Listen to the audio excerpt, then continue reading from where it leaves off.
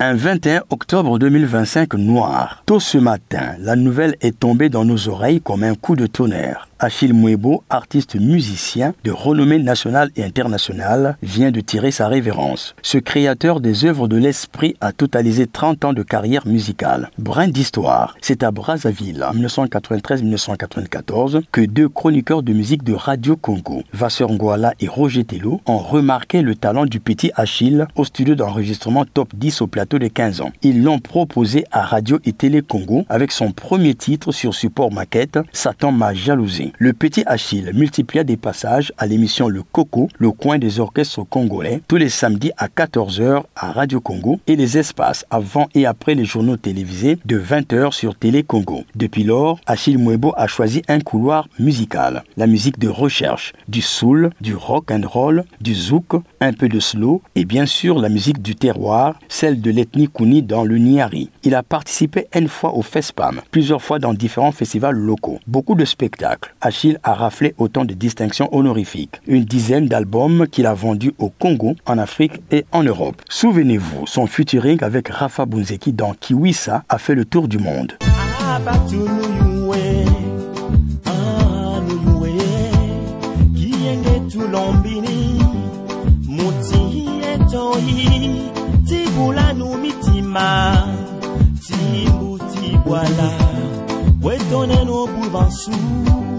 Twendeno kuboso menete kwa atoko na bandunga weche nondinga yi meno ya bundeki jirisake laga lwanu myomi mona ya bundeki ni myomi mona babonzo nzambi wakata jile muchafuta tagu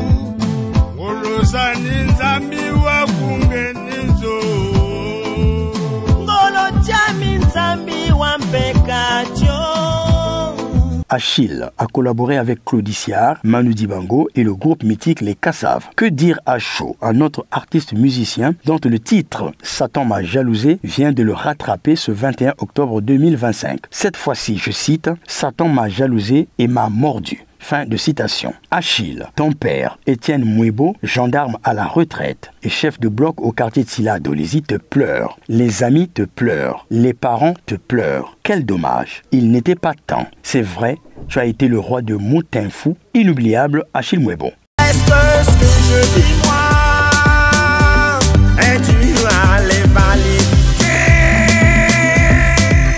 que je traîne au bois?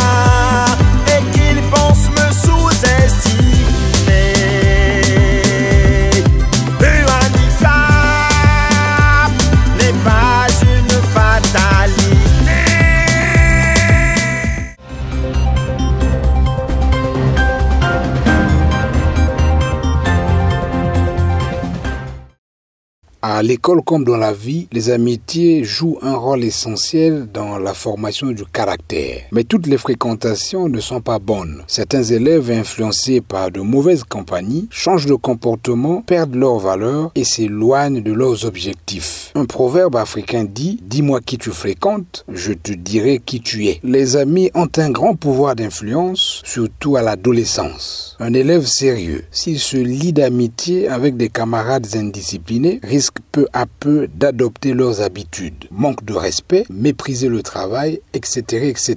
La mauvaise compagnie agit comme un poison lent. Elle détruit la conscience morale sans que l'on s'en rende compte. L'élève qui se laisse entraîner oublie ses rêves et compromet son avenir. Être jeune, c'est aussi apprendre à faire des choix. Un élève doit savoir distinguer les amis qui encouragent à bien faire de ceux qui poussent à mal agir. Les bonnes amitiés se reconnaissent par la sincérité, le respect, la discipline, etc., etc.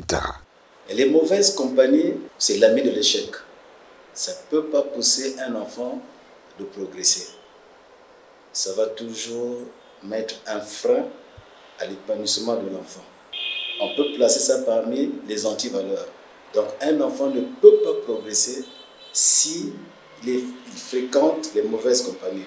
Ça va le conduire à être d'abord un enfant qui va faire l'école buissonnière et en plus pour lui, les compositions, il ne pourra jamais être admis aux compositions. Le mot-clé, c'est l'échec. C'est l'échec. Vous savez que l'enfant, c'est l'avenir d'un pays.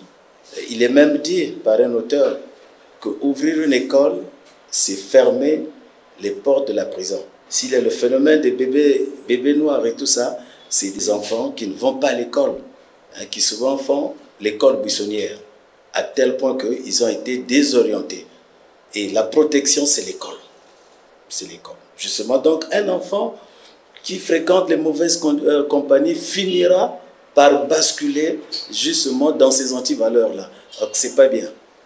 Donc, nous, en tant qu'éducateurs, nous avons l'objectif de protéger ces enfants-là pour ne pas les éloigner de l'objectif de l'école qui est celle de former, d'instruire et d'éduquer les enfants.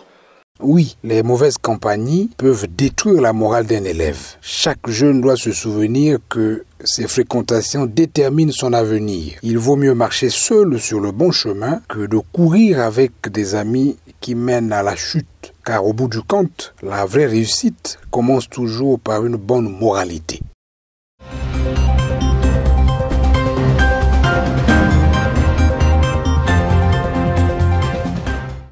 Dans la vie, chacun rêve de réussir, avoir de bons résultats à l'école, obtenir un bon métier, être utile à sa famille et à la société. Mais un obstacle invisible empêche souvent d'atteindre ses objectifs, la paresse. Ce défaut, qui semble inoffensif au début, devient vite un véritable frein à toute forme de progrès. La paresse est, sans aucun doute, l'un des plus grands ennemis de la réussite. Être paresseux, c'est refuser l'effort, reporter les tâches, chercher la facilité. La paresse rend l'esprit faible et le corps lourd. Elle installe la négligence, le désordre et la dépendance. La paresse ne détruit pas seulement la réussite, elle détruit aussi la dignité. À l'inverse, le travail est la clé de toute réussite. Il rend intelligent, responsable et confiant. Même les plus grands savants et les sportifs les plus célèbres n'ont atteint leurs objectifs qu'à force de persévérance. Le succès n'est pas le fruit du hasard, mais celui du travail constant. Un enfant paresseux, c'est un danger. Non seulement c'est un danger pour les parents, hein, il est aussi un danger pour la société. La paresse t'empêchera de réussir. Qu'est-ce que l'État, qu'est-ce que les parents, qu'est-ce que la société attend de cet enfant qu'on envoie à l'école? Que cet enfant réussisse, parce que l'école, c'est le berceau. C'est le berceau de la République. L'école, c'est le berceau de la République. Donc, un enfant qui est paresseux ne pourra pas prendre la relève de demain. Parce que nous disons que nos enfants, c'est la relève de demain.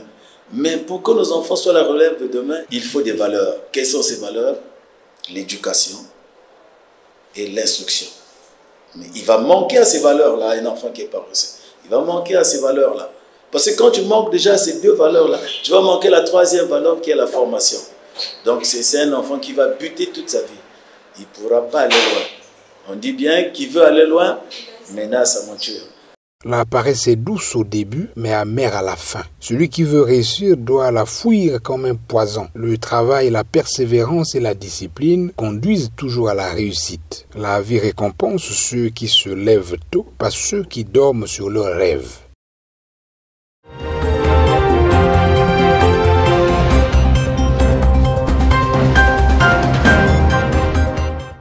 Être avec Dieu, marcher avec lui et le servir réellement demande plus qu'un élan religieux. Cela exige un cœur lavé de tout orgueil, une âme simple et purifiée. C'est dans le silence intérieur, la modestie de l'esprit et la sincérité du cœur que Dieu se manifeste. La simplicité attire Dieu, la pureté dont parle Dieu est celle d'un cœur partagé, non corrompu par les calculs, les ambitions personnelles. Ce n'est pas simple dans tous les domaines de la vie. On ne peut pas attraper Dieu. Si l'humilité qui est élevée, si votre est simple, on ne peut pas être avec Dieu. Parce que Dieu, au demeurant, il est amour. Or, l'amour ne peut pas s'installer dans le cœur de quelqu'un qui est orgueilleux. Dans le cœur de quelqu'un qui utilise l'ego. Apprenez de moi, car je suis doux et humble de cœur. Confère Matthieu chapitre 11, verset 29. Suivre Dieu, c'est faire de l'humilité une force et de la simplicité un refuge. Être avec Dieu et le servir demande plus que des paroles, plus que des actes extérieurs. Cela réclame une transformation intérieure. Il est donc plus qu'impérieux pour les spirituels de cultiver cette vertu qui, en toute évidence, nous ouvre les portes du royaume du Père.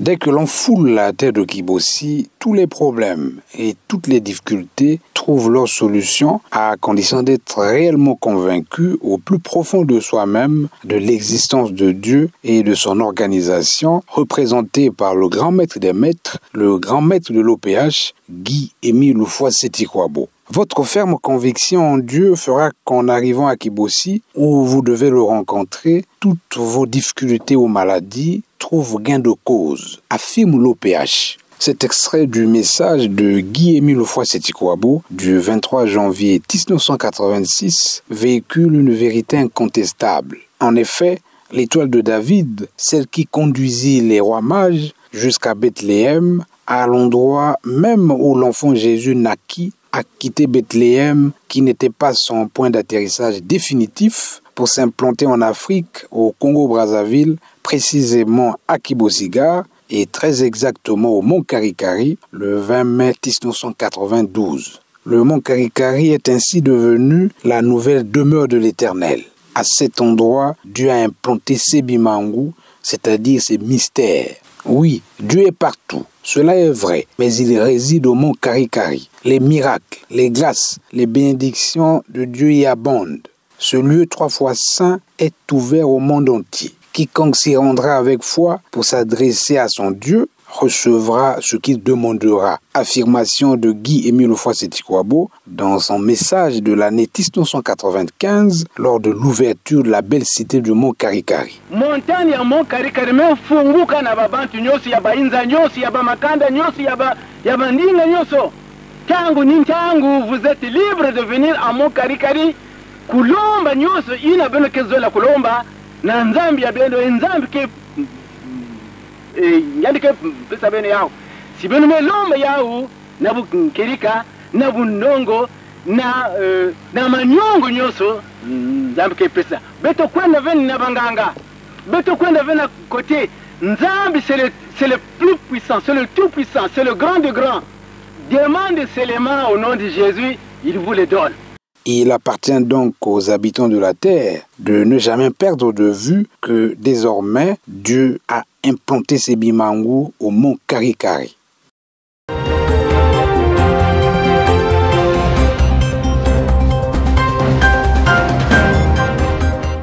Ne commettons plus la maladresse de nous adresser aux saints et aux anges quand nous sommes dans le besoin, ou de les solliciter quand nous sommes butés. Eux, leur travail, ils le font automatiquement sans qu'ils aient besoin de notre volonté. Si nous sommes dans le besoin, adressons-nous directement à Dieu le Père, à Jésus ou au Saint-Esprit. Dieu, Trinité, saura lui-même qui nous envoyer pour résoudre notre problème. Lorsque nous nous adressons aux saints et aux anges, nous imposons à Dieu un commandement militaire comme pour dire « Dieu, pour résoudre mon problème, envoie-moi l'ange tant ou le saint un tel ». Ce n'est pas gentil et sage de notre part de nous adresser pareillement à celui qui nous a créés. C'est une impolitesse caractérisée.